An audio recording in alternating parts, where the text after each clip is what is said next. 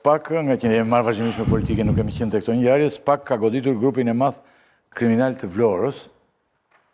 Një nga. Grupin e Inesa Ajrullës. Kush janë Ajrulla dhe bashkëpunëtorët, çfarë akuza shëndojnë mbi ta?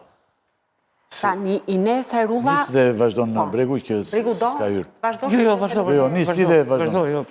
Atëherë, Ines Ajrulla është personi i cili mori drejtimin e grupit më të rrezikshëm kriminal në Vlorë pas vrasjes së Edison Arizajt në vitin 2018 në Durrës. Edison Arizaj është njohur me novkën si Edison faqe djeguri dhe dyshohej në atë kohë sipas të gjitha institucioneve licbatues se kishte urdhëruar një seri vrasjesh dhe po ashtu kishte zhdukur disa persona në qytetin e Vlorës për shkak të përpjekjes për të marrë kontrollin mbi territor dhe po ashtu në përplasjen në trafikun e drogës apo aktivitete tjera të paligjshme.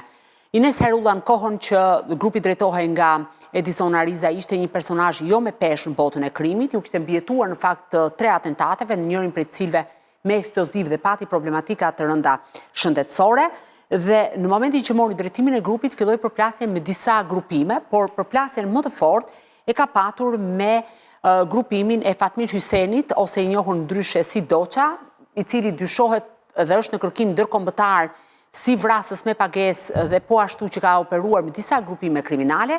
Akuza zyrtare që rëndon mbi supet e tij është ajo e vrasjes së Santiago Malkos, ish punonjës policie dhe që konsideroi si krahu i djathtë i Ervis Martinajt, dhe referuar dosjes hetimore të SPAK, edhe pse shumë pak detaje kanë dalë janë zbuluar, Ines Ajrulla qëllimin kryesor e kishte për të ekzekutuar Fatmir Hysenin ose Doqën dhe Armando Sulejmanin ose i njohur me novkën Qipuri.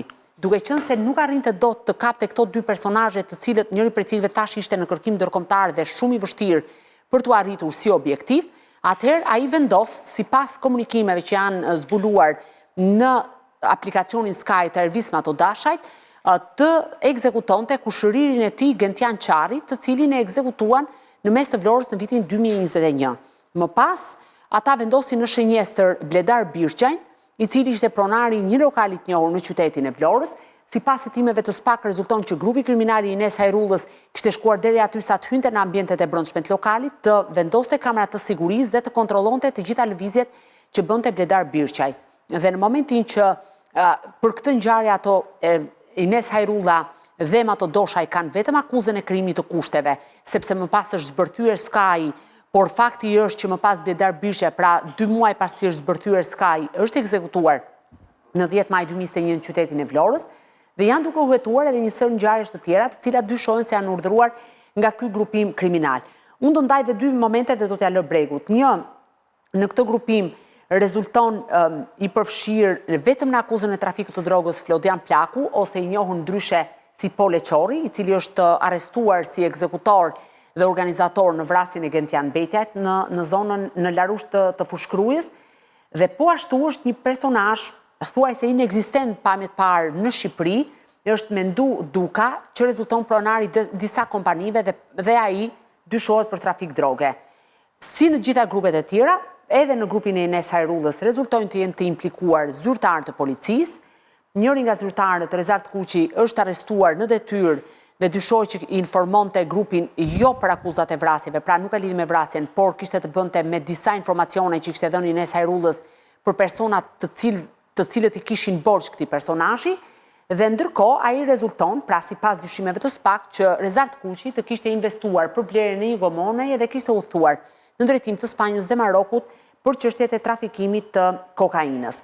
Detaj i fundit dhe që ishte shumë interesant është që në momentin kur Renea ka hyrë për të bërë në përpjekje për të arrestuar Ines Ajrullën, që në fakt ai ka kohë që nuk gjendet në Shqipëri, në informacionet që unë kam patur ndodhi në shtetin grek pasi mbjetoi atentatit fundit dhe pas përplasjeve që pati me grupin Sinomati.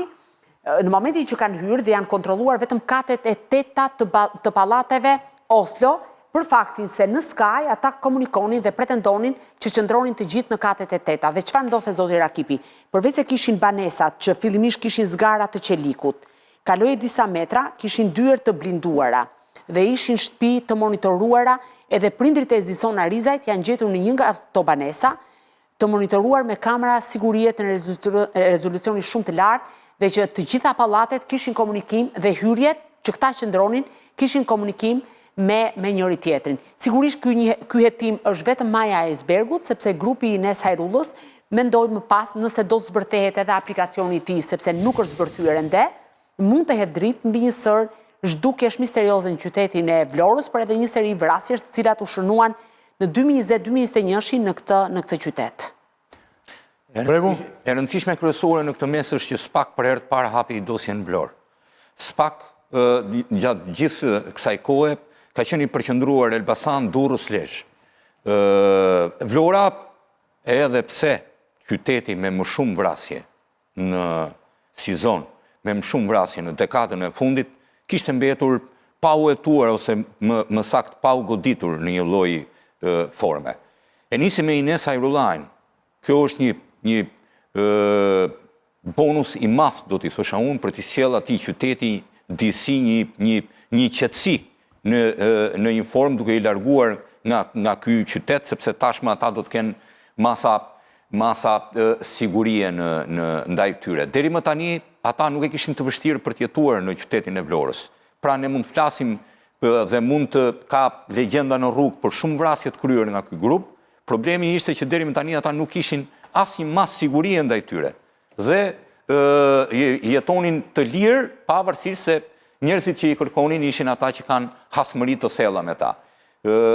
Ines Hajrulla, mbase, duhet të jetë njeriu që ruhet më shumë në Shqipëri, me një shpenzim të jashtëzakonshëm për ruajtjen e tij fizike, makina të blinduara që gjithmonë janë në autokolon. Ajo që më ka bërë përshtypje është që dikush vetëm me një pistolet me silenciator në momentin e fundit pretendonte të kryente në ujin e ftohtë një vrasje të tij, e cila mu duk jashtëzakonisht e tepruar sepse nuk mund ta gjeje dot në këtë pikë.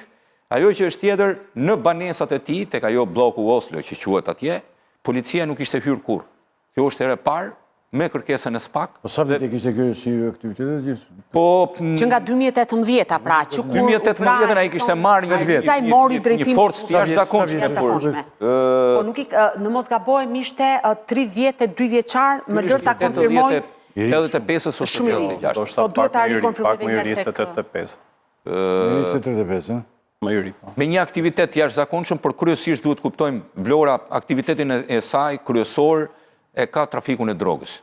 Pra, të gjitha përplasjet aty që kanë shkuar dhe deri këtu. Është 34 vjeçar, ende nuk i kanë mbushur. Pra, shumë i ri është i datëlindjes 92 dhe djali një biznesmeni, Robert Hajrulla, që ka ndërtuar edhe pallatet. Dhe ka ndërtuar dhe pallatet, ashtu është njohur gjithmonë, ka filluar në momentin në 2015 kur është bërë atentati i parë ku humbi, ku ka pati dhe probleme të njerëz prej gjymtyrëve.